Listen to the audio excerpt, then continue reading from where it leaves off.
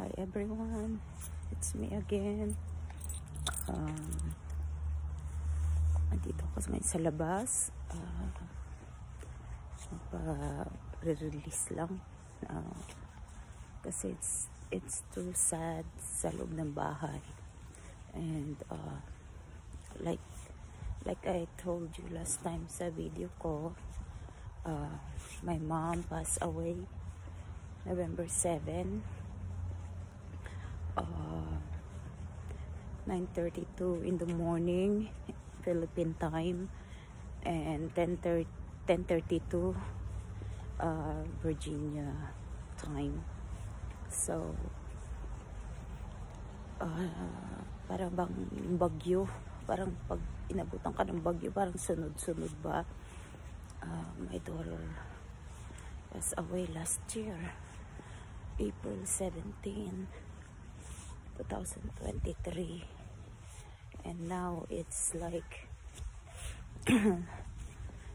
about 18 months lang nakakaraan. But you know, the difference between my mom and my daughter, syempre it's not easy sa anak, pero ganun din sa magulang. Masakit din, especially si nanay ko kasi she suffered for a very long time talagang, and she's always in pain, you know. Actually she stayed in the wheelchair for more than 10 years, kaya napakahirap yun para sa kanya. Although she's in peace now, she's in resting na siya, so I cannot say that I'm happy that she's resting, but yun ang good para sa kanya, so it's okay. Ganun talaga. But yun, nakapagpahinga na siya. Yung funeral niya sa Saturday Philippine time is I don't know exactly what time, but Saturday. Siyempre gabi dito sa amin kasi 12 hours difference, but since fall back kami, kaya 1 hour earlier sa kanila. Anyway,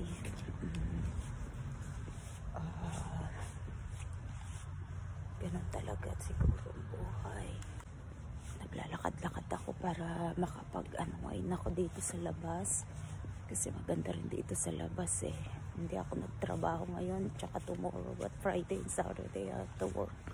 So, but okay lang. I-rest ko lang yung brain ko for at least 2 days and I'm fine. Okay na yan. Kasi I have to work. Kaya sa mga client ko, kailangan ko magtrabaho. Kailangan din nilang magpaayos dahil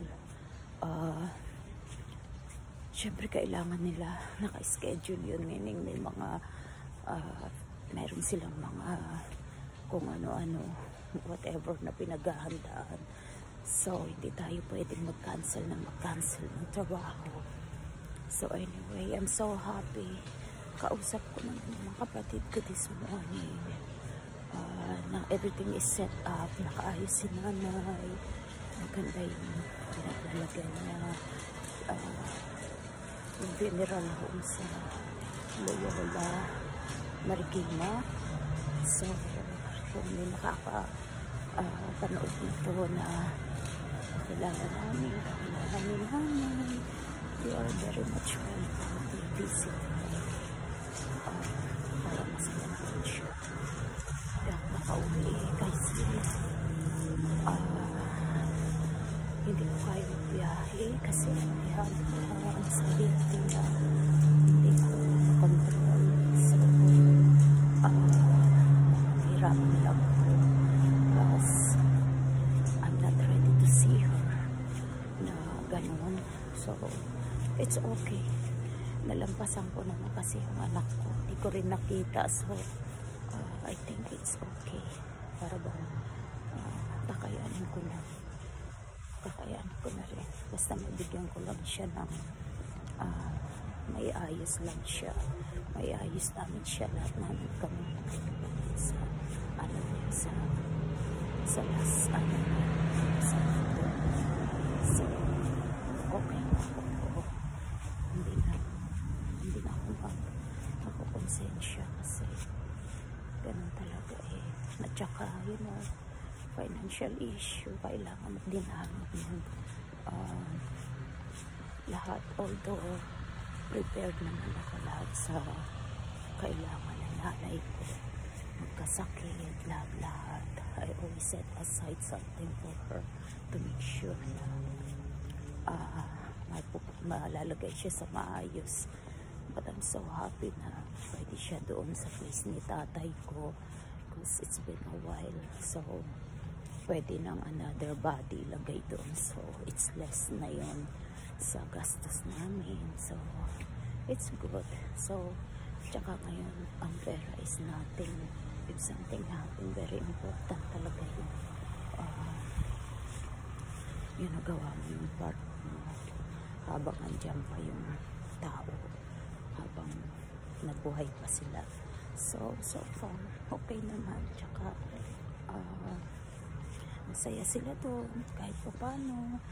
Although, mahirap, pero at least nakakaawa talaga si nanay kung makikita natin, kung lagi mo makikita naghihirap siya talaga, but this time she's okay.